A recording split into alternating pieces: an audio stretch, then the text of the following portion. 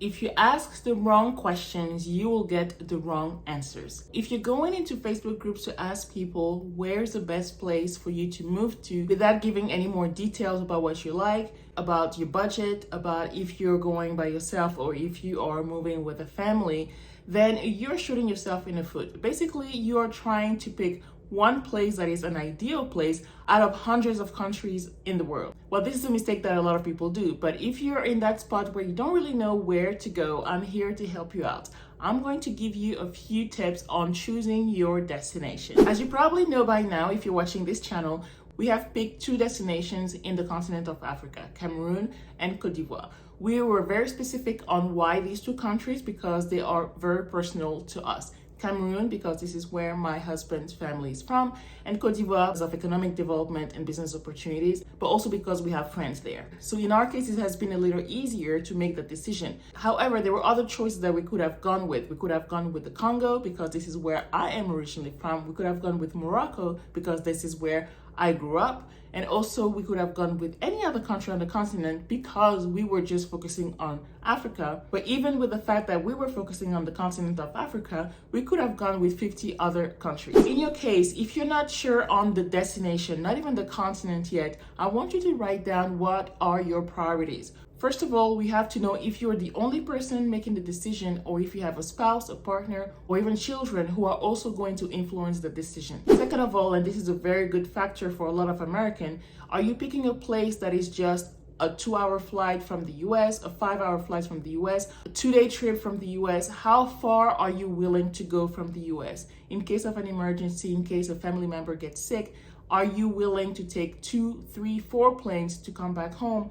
Or is it a situation where you would absolutely need to be back in the US within 24 hours? That is a very important factor to take into consideration. Other YouTubers like our Black Utopia, Stephanie Perry, Adelia Aborashade, as well as Rashida Dow have done a lot of videos about how they themselves have picked their destination, like Mexico, Costa Rica, or even Portugal. And they also had very specific criteria on the choices that they made. So look at your own situation as well. Another thing that you have to look at is your budget, obviously. Even if you're looking at Europe, for example, do you have a Switzerland budget or do you have a Portugal budget? Do you have a France, Paris budget, or do you have a Bordeaux type of budget in France? Okay, so you have to know what is your budget and what kind of lifestyle you can afford at your destination of choice. If you're moving with your children, are they still at school age, elementary school, secondary school? You have to know what kind of school system you're willing to put them in. Are you going to homeschool them? Are they going to private schools? Are you going to international schools? Are they going into public schools?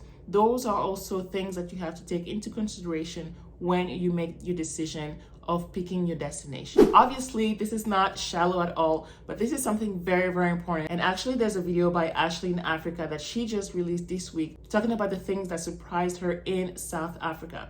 She actually moved with her daughters to Tanzania and then moved to South Africa. And although she had an extensive research on South Africa and the lifestyle there, one thing that really surprised her and that she was not really prepared for was the weather. I mean, even if you go on scouting trips, which I highly recommend you do, you might go there during a season where the weather is really nice, but then once you move to your destination and then you have to experience all different types of seasons, you might not be able to like living there anymore. So it really depends on how flexible you are with the weather. Are you willing to go further south? In that case, the seasons are really cold and then really hot. Are you going to get closer to the equator where it's a more tropical weather? So knowing the kind of weather you like is also going to help you decide on where you want to go. And last but certainly not least, culture is also very important, and this is going to influence where you're going to pick your blaxit destination. This will include the language. Is it important for you that they speak English at the destination? Or will you be okay if English is not a predominant language spoken there? So in our case, it's very important for us to pick French-speaking countries because we want our children to be fluent in French as well. My husband and I already speak French, so it's going to be an easier integration for us as adults. And funny enough, I also speak Spanish, so that's why Latin America was also a close second when it comes to our move abroad. But going to the continent was more important because of that cultural aspect, not only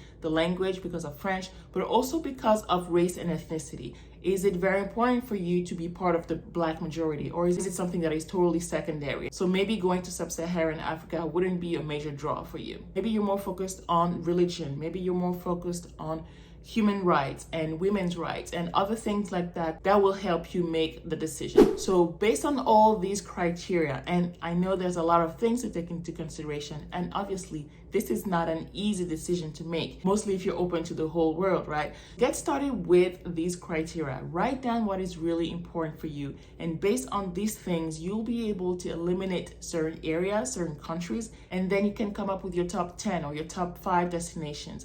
Once you have that, I highly recommend you take a scouting trip.